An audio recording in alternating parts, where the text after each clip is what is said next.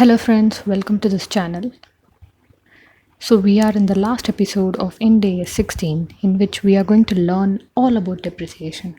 If you are visiting this channel for the first time, then don't forget to subscribe to this channel and click the bell icon as I will be sharing more accountancy concept videos in future. You can even comment the topics which you wish to know more. Now let's move on to the topic. So what we are going to learn in today's video, I'll just give a quick update on the areas. I got many queries on how to calculate depreciation. So for teaching this, we need to learn few basic concepts on what is depreciation, why we need to calculate depreciation. So once we are clear on these two areas, we can later see the method of depreciation calculation and how to choose the method. Finally, we will see the accounting entries for depreciation.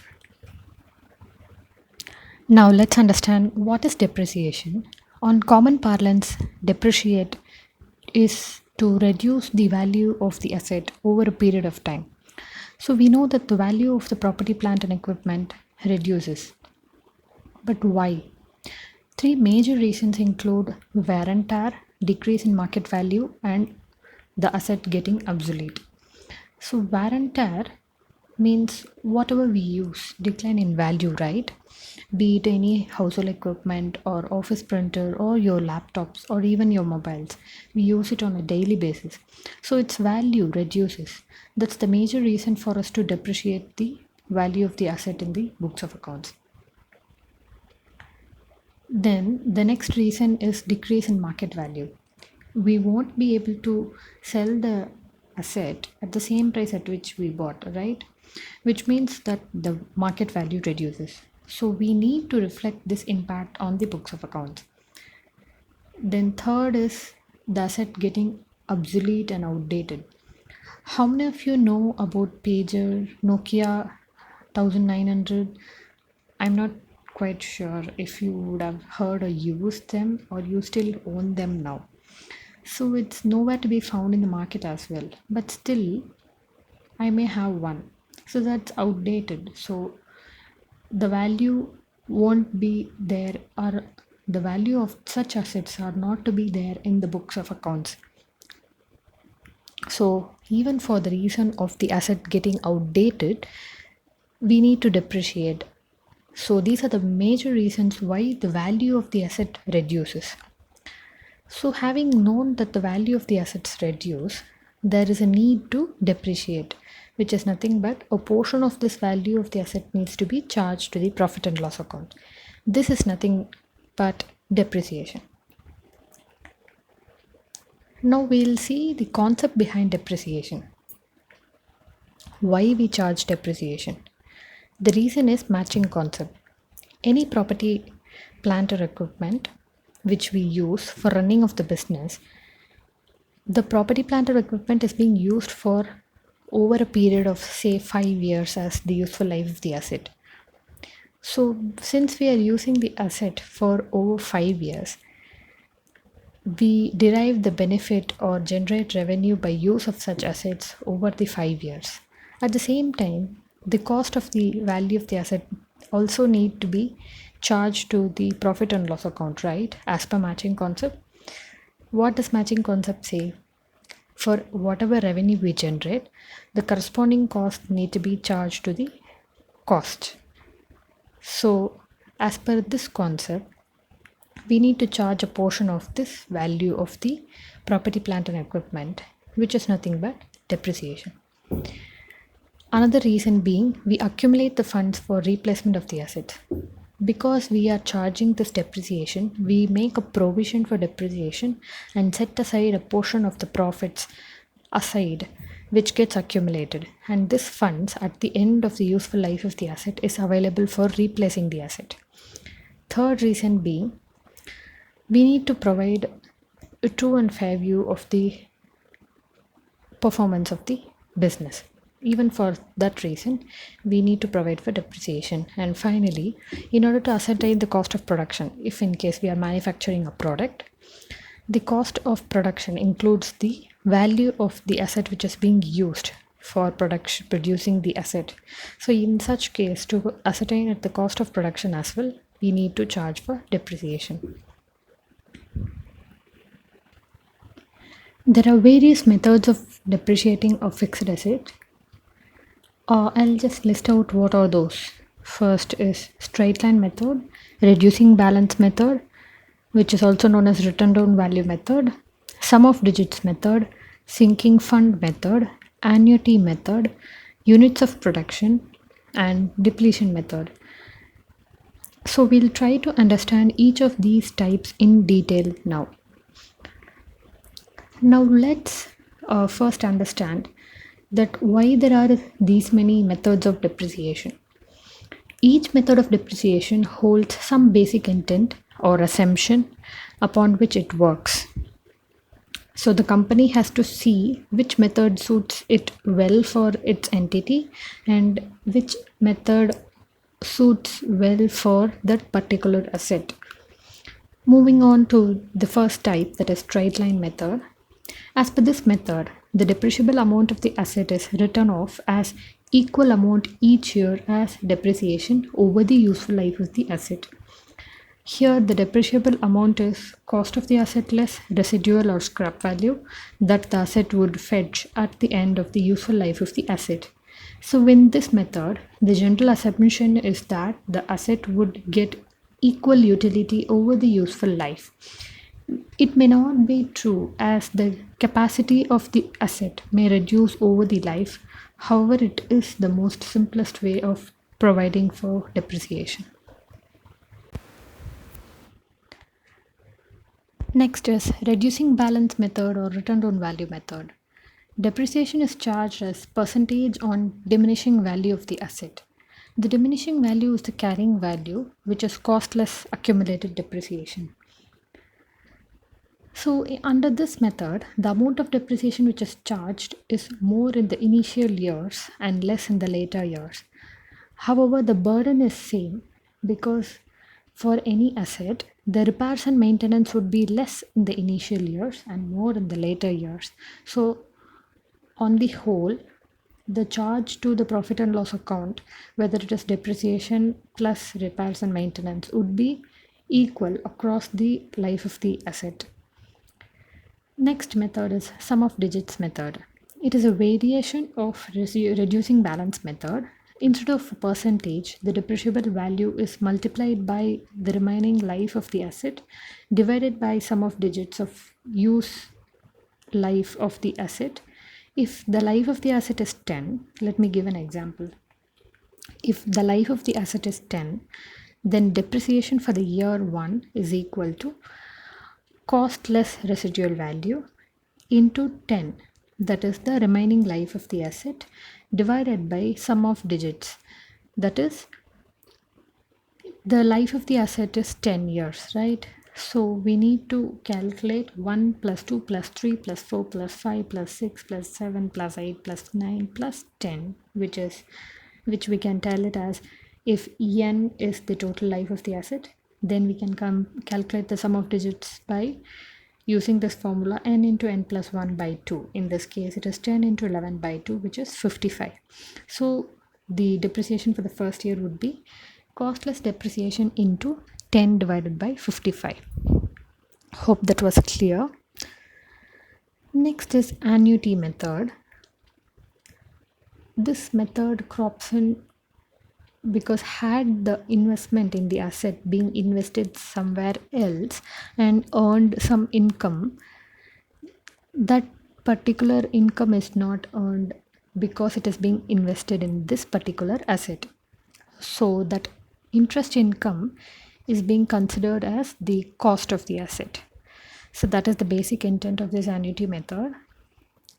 So depreciation is calculated as annuity factor from the annuity tables. The rate is ascertained based on the rate at which interest would be earned had the capital being invested in any other investment instead of that particular asset. At the same time, interest is also added to the cost of the asset. Next is machine arm method. Now I'd like to state that Companies Act 2013 allows the three main methods to be used. There is straight line method, reducing balance method, and machine hour method, or units of production method. So in this method, the depreciation is calculated based on actual running hours of the machine and the total hours the machine is estimated to operate during its entire lifetime. So it is just apportioning the cost of the asset based on the actual running hours, considering the estimated total run hours the machine is uh, expected to be run over its entire lifetime. Depletion method, which is mainly used in case of mines, quarries, etc. So in this case, the depreciation is calculated as cost of the asset is being apportioned across the estimated quantity of products which is expected to be produced from that particular mine. Next is the final major method, which is sinking fund method. This is a bit tricky because it takes into account the major reason of providing for depreciation, that is replacement of the asset. Why we provide depreciation is we are accumulating funds to replace the asset. So this is one of the major reason for following the sinking fund method, where there is a goal to provide for funds to replace the asset at the end of the useful life of the existing asset. We need to follow sinking fund method for providing for depreciation. Under this method, the depreciation provided is credited to sinking fund account. At the same time, an equivalent amount is set aside in investment accounts, say government securities. Interest from such investment will be reinvested and credited to sinking fund account. The amount of depreciation shall be provided after taking into account the interest from such investment. When asset is replaced, the sale book value of the asset is transferred to sinking fund account and the profit is moved as well to the sinking fund account. The final profit or loss on sale of the asset is later moved on to profit and loss account or general reserve, depending on the case. Finally, now let's move on to the accounting entries to be passed in case of each of the scenarios under sinking fund method. The first scenario is to provide for depreciation. While providing for depreciation, we need to debit depreciation account and credit sinking fund account. Next is for charging depreciation, that is the depreciation is to be moved to profit and loss account. Next, on investment of depreciation, that is we are investing the amount which is set aside as depreciation. So while investing, we need to debit the sinking fund investment account and credit bank account. That is whatever we have set aside as depreciation, an equivalent amount we are investing in some government securities or some sort of investment. So for that, this entry is to be passed. Fourth, interest earned and reinvested in sinking fund account.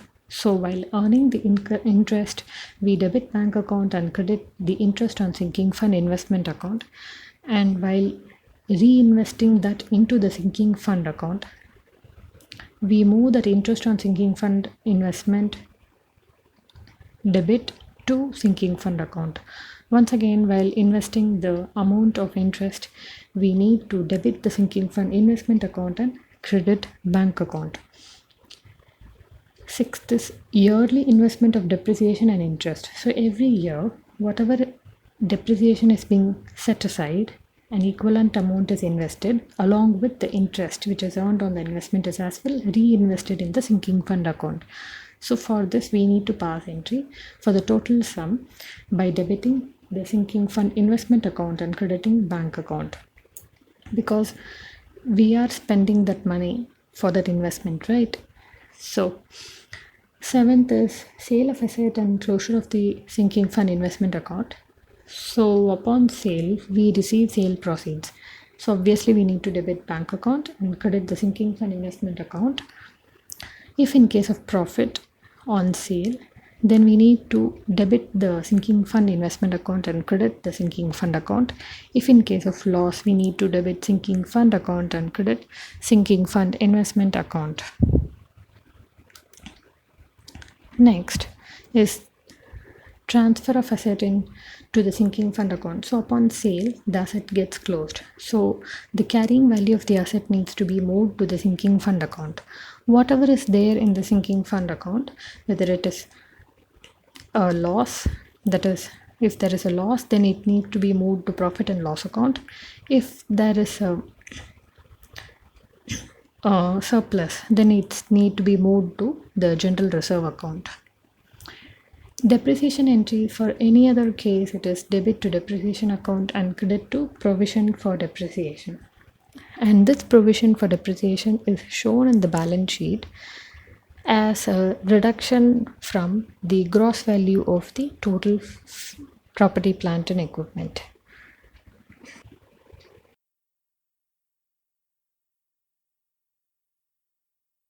Now let's understand the sinking fund concept using this problem. The problem reads as this. On 1st April 2013, Z Limited purchased the lease of property for 10 lakhs. The lease would expire on 31st March 2016. Z Limited decided to set up a sinking fund account.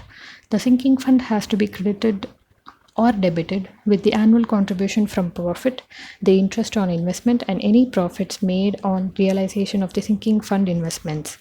The sinking fund was to be represented by specific investment, and any sums made available to the sinking fund were to be immediately invested except at the termination of fund.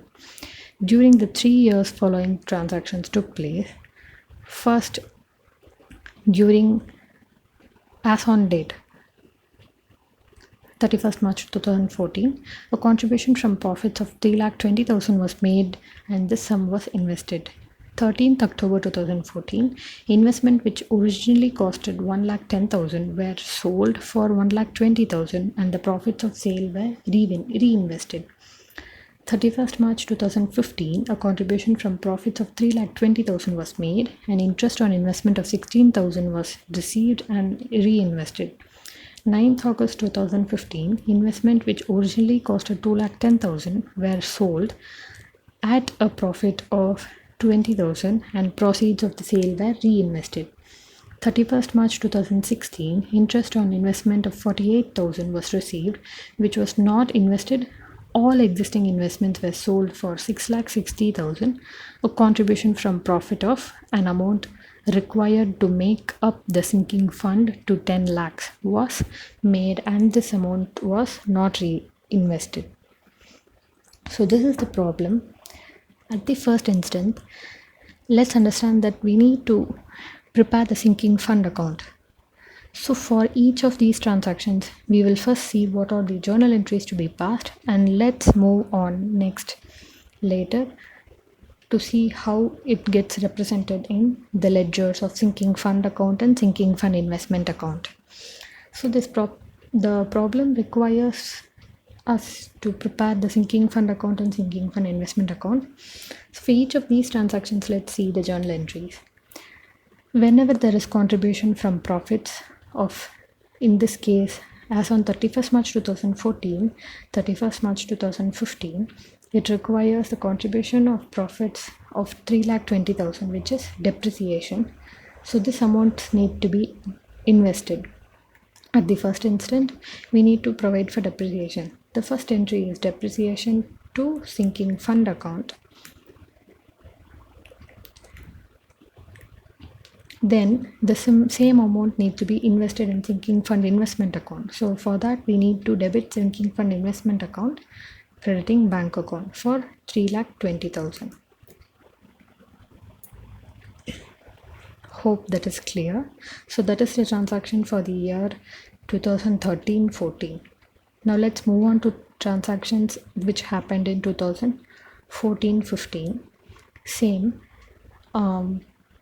Depreciation of 3,20,000 as contribution of profits took place. So we need to debit depreciation account and credit sinking fund account. Similarly, we need to debit sinking fund investment account and credit bank account for 3,20,000.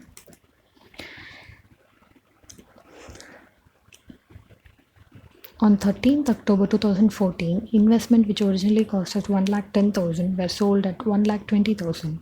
What does this mean? we earned a profit of 10,000 which was reinvested. So in this case, the sale proceeds received, we need to pass entry, that is bank account to sinking fund investment account of 1,20,000. Then the profit on sinking fund investment which needs to be credited to sinking fund account. So we need to debit sinking fund investment account of 10,000 and credit sinking fund account. Next is interest of 16,000 which was reinvested. So first we need to account for the interest, that is interest from sinking fund investment account, debit, credit, sinking fund account of 16,000.